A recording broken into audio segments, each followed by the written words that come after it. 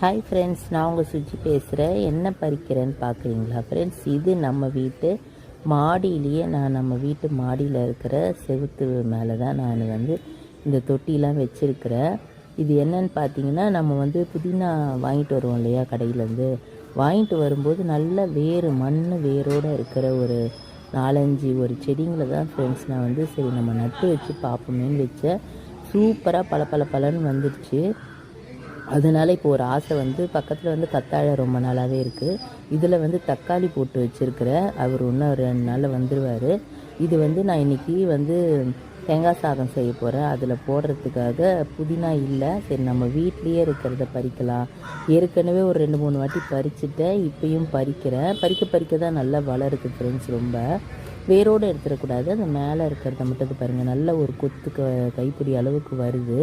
போதும் ஒரு 2 டம்ளர் அரிசிக்கு. இது சரி நம்ம ஏன் இந்த மண்ணையும் கொஞ்சம் வேஸ்ட் பண்ணாமல், இதில் ஒரு அகலமான பாத்திரமாக இருந்தது, இது கொஞ்சம் வீரில் விட்டு போச்சு வீட்டில் இருந்த பாத்திரம். இது டப்பு.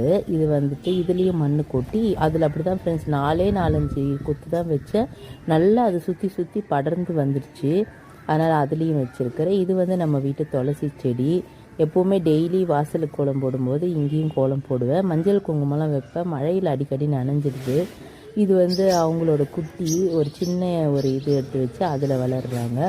இவங்க மருதாணி, நம்ம வீட்டோட மருதாணி. நல்லா ஹைட்டாக ஒருத்தவங்கக்கிட்ட கேட்டு எடுத்துகிட்டு ஒரு சின்ன ஒரு 2 கொத்து தான் சொருவி வச்சேன். நல்ல மருதாணி. இது அந்த ஹைட்டுக்கு வந்துச்சு. அந்த பைப்பு வரைக்குமே தீபாவளி எப்போ பறித்து நல்லா வச்சுருப்பேன், கையில் பார்த்துருப்பீங்க. தீபாவளி எப்போ வச்சது, இப்போ ஒரு மாதத்துல மறுபடியும் நல்லா வளருது.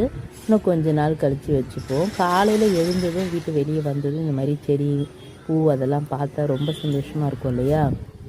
அதனால் இது பைப்பு தொங்க விடுறதுக்காக வச்சுருக்கேன். கீழே ஏதாச்சும் இறக்கும்போது வெயிட்டுக்காக.